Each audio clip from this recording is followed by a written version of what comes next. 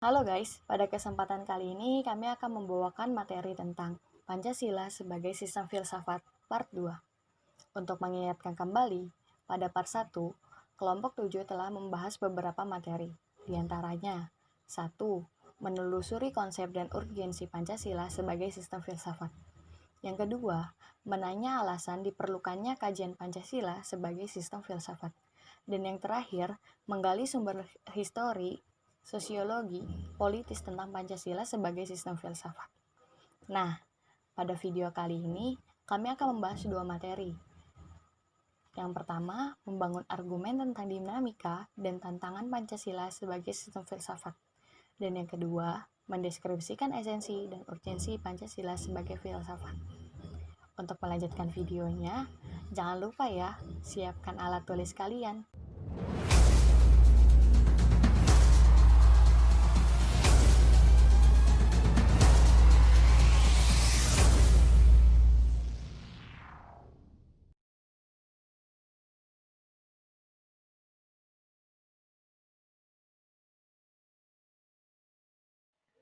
Sumber sosiologis Pancasila sebagai sistem filsafat. Sumber sosiologis Pancasila sebagai sistem filsafat dapat diklasifikasikan ke dalam dua kelompok. Kelompok pertama, masyarakat awam yang memahami Pancasila sebagai sistem filsafat yang sudah dikenal masyarakat Indonesia dalam bentuk pandangan hidup, way of life, yang terdapat dalam agama, adat istiadat, dan budaya berbagai suku bangsa di Indonesia. Kelompok kedua, masyarakat ilmiah akademis yang memahami Pancasila sebagai sistem filsafat dengan teori-teori yang bersifat akademis. Sumber politis Pancasila sebagai sistem filsafat. Sumber politis Pancasila sebagai sistem filsafat dapat diklasifikasikan ke dalam dua kelompok. Kelompok pertama meliputi wacana politis tentang Pancasila sebagai sistem filsafat pada sidang BPUPKI, sidang PPKI, dan kuliah umum Soekarno tahun 1958 sampai 1959. Kelompok kedua meliputi berbagai argumen politis tentang Pancasila sebagai sistem filsafat yang disuarakan kembali di era reformasi dalam pidato politik Habibie. Pada beberapa kuliah umum di Istana Negara, Soekarno membahas sila-sila Pancasila. Yang pertama, Soekarno membahas tentang sila pertama. Ketuhanan ini perlu dimasukkan ke dalam sila-sila Pancasila karena menjadi bintang penuntun atau pedoman dalam bertindak. Yang kedua, sila kedua. Sila kedua ini merupakan upaya untuk mencegah timbulnya semangat nasionalisme yang berlebihan. Yang ketiga, pada sila ketiga ini, Soekarno berpendapat bahwa bangsa itu hidup dalam suatu kesatuan yang kuat, dalam sebuah negara dengan tujuan untuk mempersatukan. Pada sila keempat, Soekarno berpendapat bahwa demokrasi yang dimaksud bukanlah sekedar alat teknis, melainkan suatu alam jiwa pemikiran dan perasaan bangsa Indonesia. Dan terakhir pada sila kelima, Soekarno berpendapat bahwa keadilan sosial bagi bangsa Indonesia merupakan suatu keharusan karena merupakan amanat dari para leluhur bangsa Indonesia yang telah gugur. Pada kelompok kedua, argumen disuarakan oleh Habibie. Yang pertama, Habibie menyuarakan bahwa kedudukan Pancasila sebagai dasar filosofis bangsa Indonesia dalam dinamika sejarah sistem politik. Yang kedua, pernyataan Habibie tentang faktor-faktor perubahan yang menimbulkan pergeseran nilai dalam kehidupan bangsa Indonesia sehingga diperlukan reaktualisasi Pancasila. Yang ketiga, penegasan Habibie tentang makna penting reaktualisasi Pancasila. Dan yang keempat, perlunya implementasi nilai-nilai Pancasila dalam seluruh aspek kehidupan masyarakat Indonesia. Sumber politis Pancasila sebagai sistem filsafat berlaku juga atas kesepakatan penggunaan simbol dalam kehidupan bernegara. Seperti halnya dengan burung Garuda. Burung Garuda ini diterima sebagai simbol oleh bangsa Indonesia. Rancangan awal burung Garuda dibuat oleh Sultan Hamid II atau Syarif Abdul Hamid Al-Qadri. Tentunya, lambang Garuda memiliki arti. Pada burung Garudanya sendiri menggambarkan bahwa Indonesia adalah bangsa yang besar dan negara yang kuat. Warna kemasan pada burung Garuda melambangkan keagungan dan kejayaan. Pada paruh, sayap, cakar, dan ekor Garuda melambangkan kekuatan dan tenaga pembangunan. Jumlah bulu Garuda Pancasila melambangkan hari jadi proklamasi kemerdekaan Indonesia, yaitu 17 Agustus 1945. Pada perisainya melambangkan perjuangan, pertahanan, dan perlindungan diri untuk mencapai tujuan. Pada tengah-tengah perisai terdapat sebuah garis hitam. Garis hitam tebal itu melukiskan garis khatulistiwa yang menggambarkan lokasi Negara Kesatuan Republik Indonesia. Dan pada warna dasar ruang perisai adalah warna bendera kebangsaan negara Indonesia, yaitu merah putih. Sedangkan pada bagian tengah berwarna dasar hitam. Pada perisai terdapat 5 buah ruang. 5 buah ruang ini mewujudkan dasar negara Pancasila. Dinamika Pancasila sebagai sistem filsafat. Pancasila sebagai sistem filsafat mengalami dinamika yang terbagi menjadi 3 era sebagai berikut. Yang pertama, era pemerintahan Soekarno. Pancasila sebagai sistem filsafat dikenal dengan istilah filosofis grondslag dalam bahasa Belanda. Gagasan ini merupakan perenungan filosofis Soekarno yang berencana mendirikan negara Indonesia sebagai negara yang merdeka. Ide ini dimaksudkan sebagai dasar kerohanian bagi penyelenggaraan kehidupan bernegara. Ide ini mendapat sambutan positif dari banyak kalangan dalam sidang yang diadakan oleh BPUPKI, sidang pertama mereka pada 1 Juni 1945.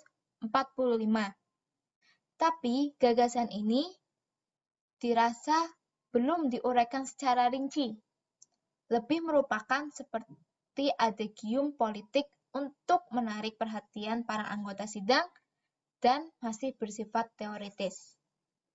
Soekarno lebih menekankan bahwa Pancasila merupakan filsafat asli Indonesia yang diangkat dari akulturasi budaya bangsa Indonesia itu sendiri.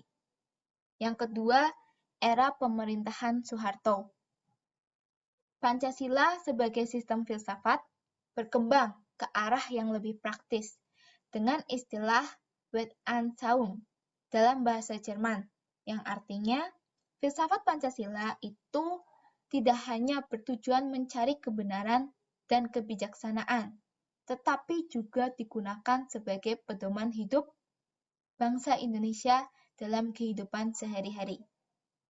Atas dasar inilah Soeharto mengembangkan sistem filsafat Pancasila yang disebut penataran P4, yaitu pedoman, penghayatan, dan pengamalan Pancasila yang diterapkan saat era pemerintahannya. Kemudian yang ketiga, era reformasi. Pancasila sebagai sistem filsafat kurang terdengar. Namun, Pancasila bergema dalam wacana bidang akademik, termasuk kritik dan renungan yang dilontarkan oleh Habibie dalam pidato 1 Juni 2011. Berikut pidato kritik dan renungan yang dilontarkan oleh Habibie.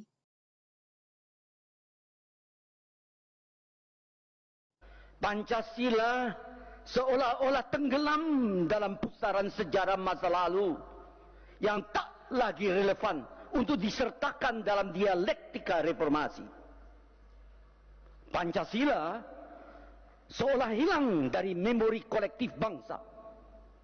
Pancasila semakin jarang diucapkan, dikutip dibahas, dan apalagi diterapkan baik dalam konteks kehidupan ketatanegaraan,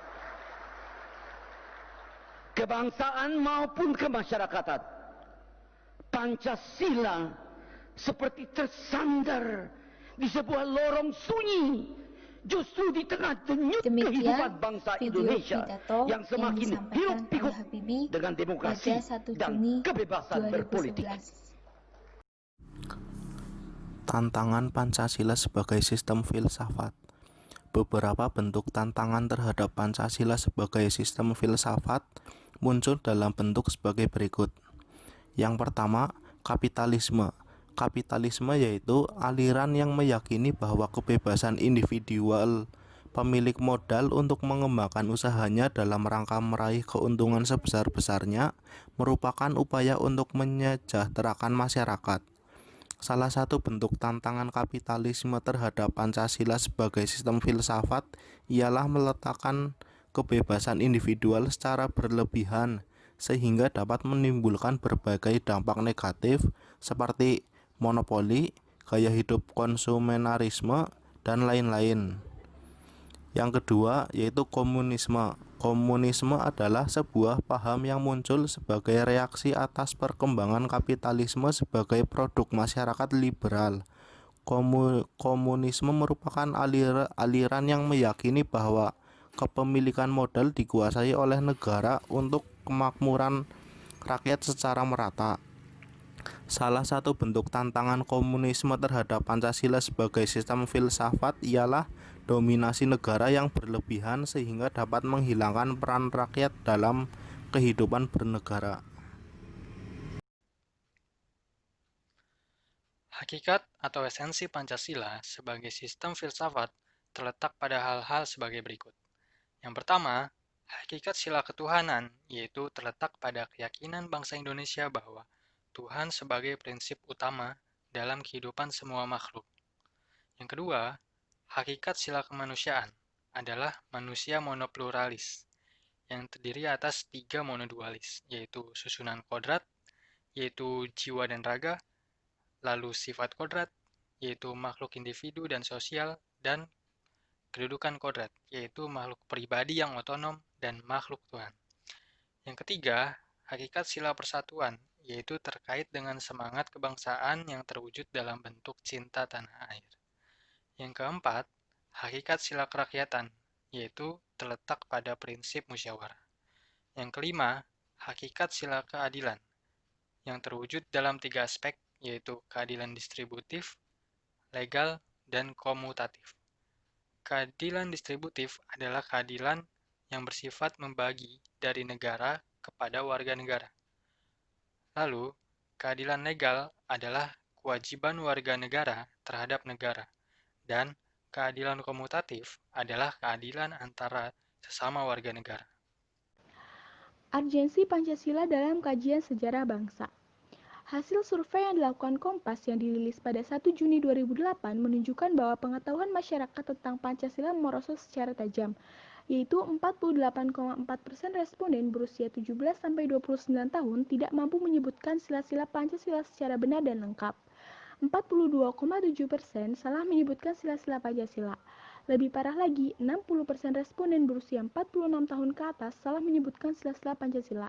Fenomena tersebut sangat memprihatinkan karena menunjukkan bahwa pengetahuan tentang Pancasila yang ada dalam masyarakat tidak sebanding dengan semangat penerimaan masyarakat terhadap Pancasila. Selain data tersebut, pentingnya Pancasila dalam sejarah bangsa Indonesia dikarenakan hal-hal berikut. Penyidentikan Pancasila dengan ideologi lain, penyalahgunaan Pancasila sebagai alat justifikasi kekuasaan rezim tertentu, melemahnya pemahaman dan pelaksanaan nilai Pancasila dalam kehidupan berbangsa dan bernegara.